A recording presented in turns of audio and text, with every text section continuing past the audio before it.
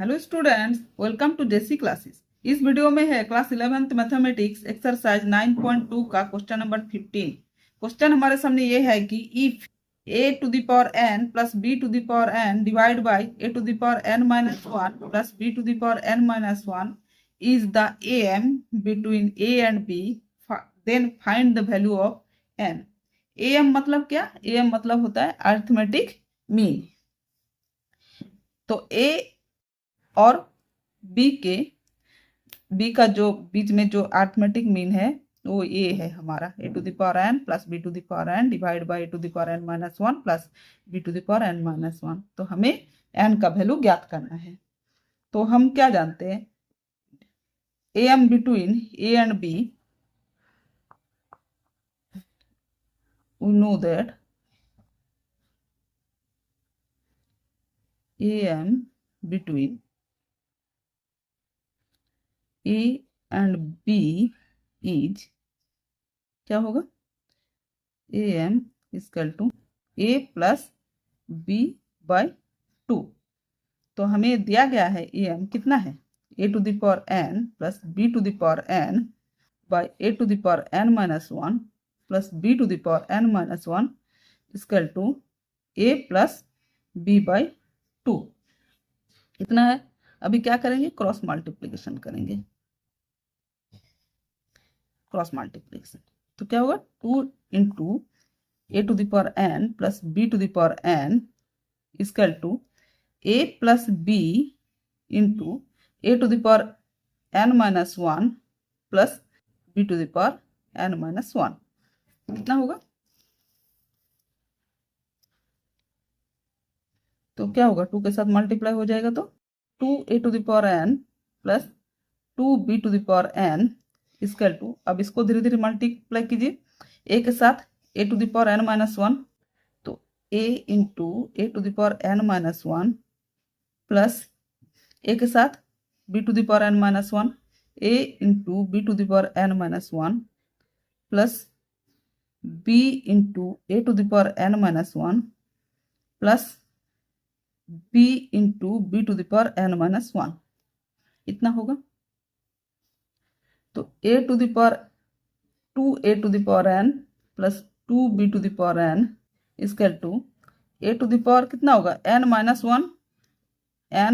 1 plus 1 इसका plus a into b to the power n minus 1 plus b into a to the power n minus 1 plus b into b to the power n minus 1 plus 1।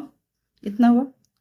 Minus 1 plus 1 cancel out, minus 1 plus 1 cancel out. तो क्या बचेगा? 2 into a to the power n। अब a to the power n को इधर लाइए, minus a to the power n plus 2 into b to the power n minus b to the power n इधर आ गया equal to a into b to the power n minus 1 plus b into a to the power n minus 1। इतना हुआ। अब दो a to the power n में से एक a to the power n चला जाएगा तो क्या बचेगा? ओनली एक ही a to the power n बचेगा प्लस कितना बचेगा? b to the power n।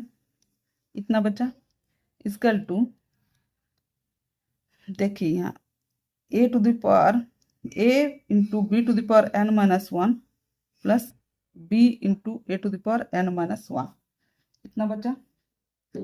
तो a to the power n plus b to the power n equal to a into b to the power n by b लिख सकते हैं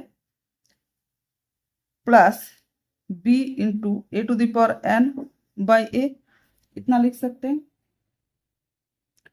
अब a to the power n है, हाँ, और इधर देखिए a to the power n, तो हम a to the power n वाला को इधर लाएंगे।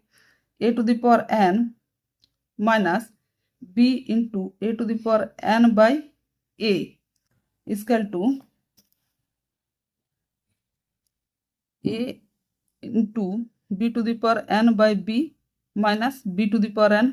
b to the power n एक तरफ, a to the power n एक तरफ कॉमन ले लेंगे हम। a to the power n common ले लिए, क्या बचे?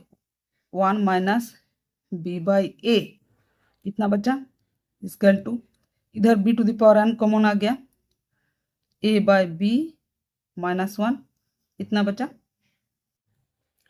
तो हम क्या करेंगे, a to the power n a minus b by a equal to b to the power n a minus b by b इतना होगा। a माइनस बी से a minus b cancel out. अभी नेक्स्ट पेज में देखिए क्या होता है।